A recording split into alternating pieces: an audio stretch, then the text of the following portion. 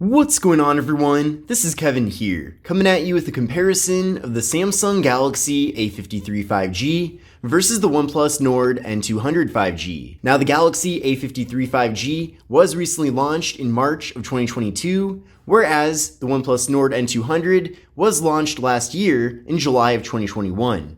Now, this device has been very popular since being released, and I'm expecting the A53 5G to be very popular as well.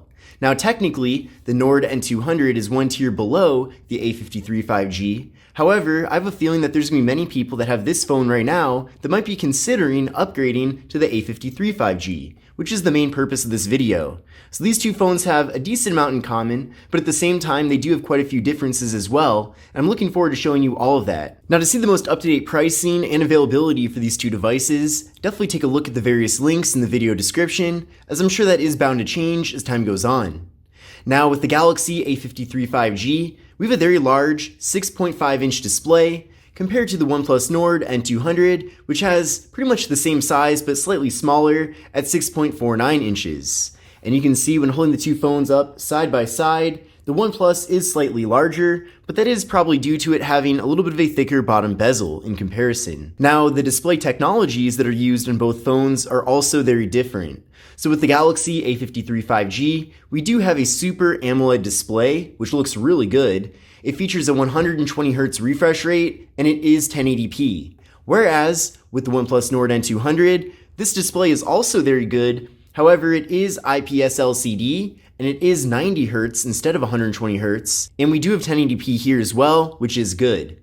And if you're not aware of what the refresh rate means, essentially, when you're navigating around the phone, things look a lot smoother the higher of the refresh rate that you have. So with the A53 5G having 120Hz, things are extremely smooth here, giving us a very premium experience. And even with the Nord N200, with it being 90Hz, that's still better than most lower-end Android smartphones. So I'm glad that we're seeing higher refresh rates with these mid-range and lower-end smartphones, as that's certainly something that does improve the experience, but at the same time, it's not like a complete game changer. Now, both devices feature 405 ppi displays. The displays on both phones are also 20:9, so a more narrow but taller form factor, which is pretty consistent with most higher-end phones that have launched over the last few years, so I'm glad we have that here. And with the A53 5G, we have a 85.4% screen-to-body ratio compared to 83.7% with the Nord N200. Now, as far as the form factors go here, of course, I already mentioned that we do have a larger bottom bezel with the Nord N200, but another difference too is the front-facing cameras, in the sense that with the Galaxy A53 5G, the front-facing camera is centered, whereas it's in the left corner with the N200. Another difference too is that the actual front-facing camera itself is quite a bit smaller with the A53 5G. Now, as far as the megapixel count for these front cameras, with the A53 5G, we do have a 32 megapixel front-facing camera compared to 16 megapixels with the Nord N200. Now, as far as internal storage goes, that's another major difference between these two phones.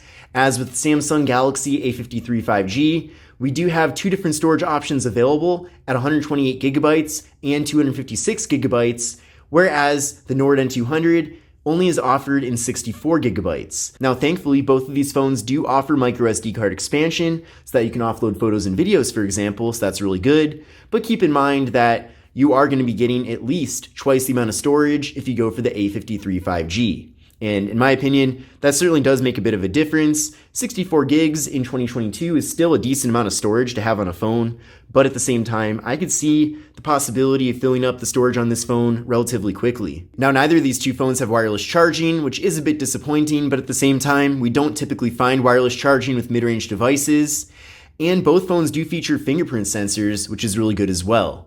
Now, with the A53 5G, the fingerprint sensor is actually built into the display, so I'll give that a try right now. It's very fast and responsive. Let's try that out one more time. So again, that works really well. Great implementation here from Samsung. Now, with the OnePlus Nord N200, the fingerprint sensor is located on the power button. Let's give that a try right now. Okay, one more time. So definitely compared to the Samsung, this fingerprint sensor is not as accurate or responsive, but at the same time, it does at least work well enough. Now, thankfully, both of these phones do feature Face Unlock as well, so I do appreciate that we do have multiple methods for getting into them. And if you use Face Unlock at the same time as the fingerprint sensor, that's also going to improve your experience with accessing these devices. So that's definitely something worth considering. Now, as far as the cameras go on these phones, there actually are quite a few major differences, even though they actually appear to be pretty similar. Now, with the Galaxy A53 5G, we have a quad camera setup with a 64 megapixel main camera, a 12 megapixel ultra wide angle camera, a 5 megapixel depth sensing camera, and a 5 megapixel macro camera. Whereas with the Nord N200, we just have 3 cameras here with a 13 megapixel main camera, a 2 megapixel depth sensing camera, and a 2 megapixel macro camera. So pretty much in all ways, the cameras are much better with the A53 5G. And of course, we do have an ultra wide camera where we don't have that here with the Nord N200.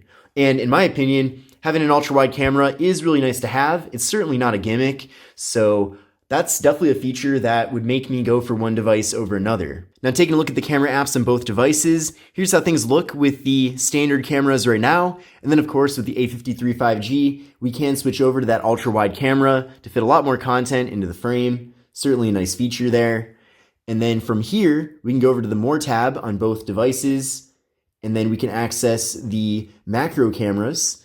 So with the macro camera, we can get very close up and again, have really good detail here. So that's also a useful feature. Then from here, we can move on to portrait mode. And you can see that we have those nice blurred out backgrounds. And then we can flip around to the front facing cameras on both devices and do the same thing. So we can take portrait selfies on these phones.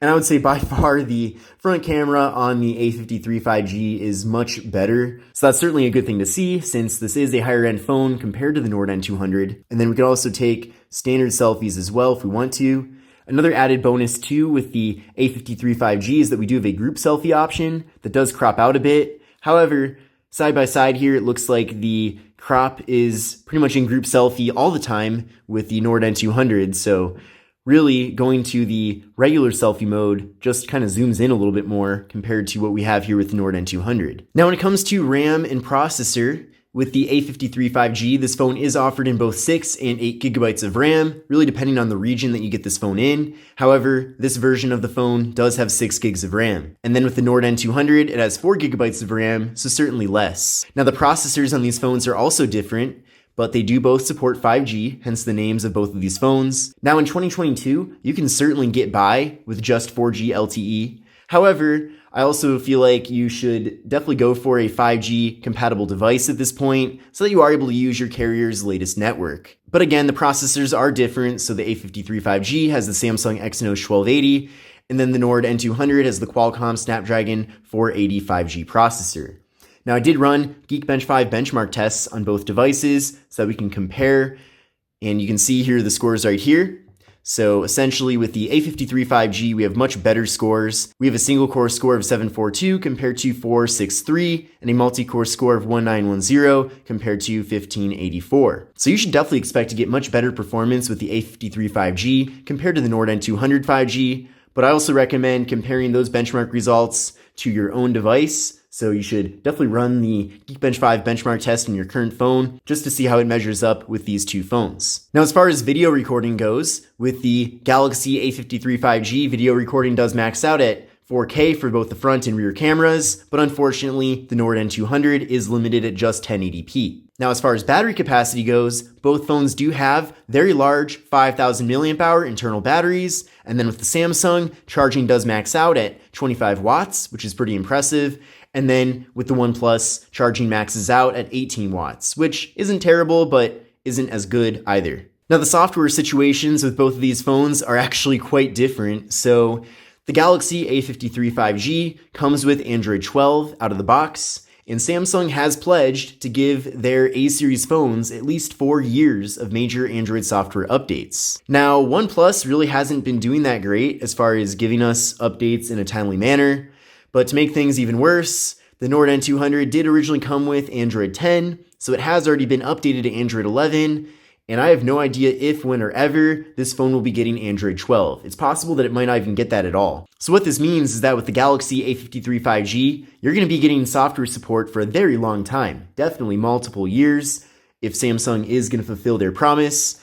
But with the OnePlus Nord N200, this might be the end.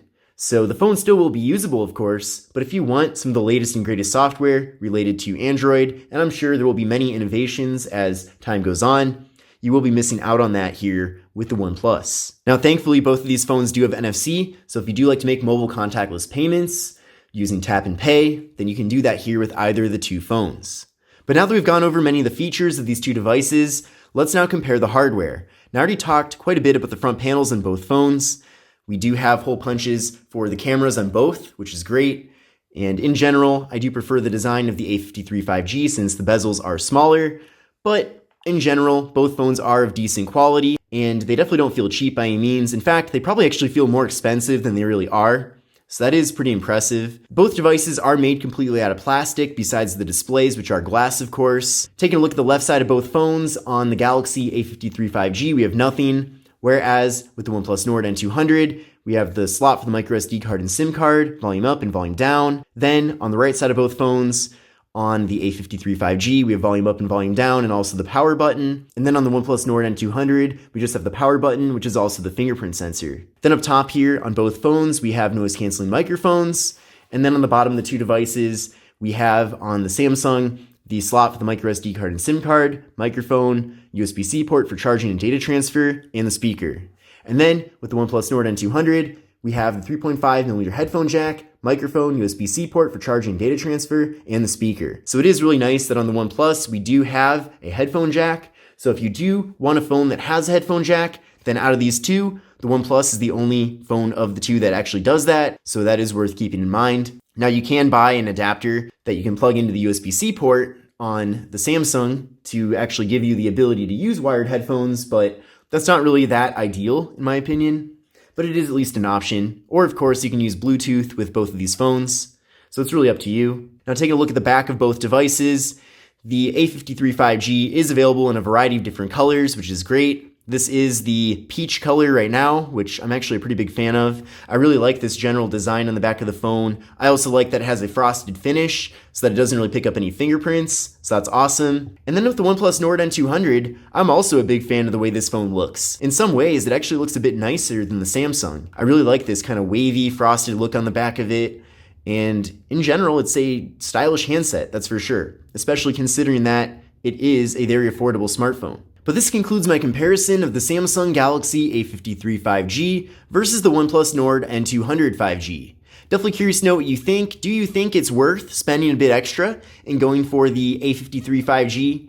Or do you think that the Nord N200 is still a better value? Definitely curious to know what you think. And if you have a Nord N200 already, or if you've had it for a while, are you ready to upgrade to something else? Or is this phone still completely fine for you? Definitely curious to know. But I hope you enjoyed the video, and I will see you in the next one.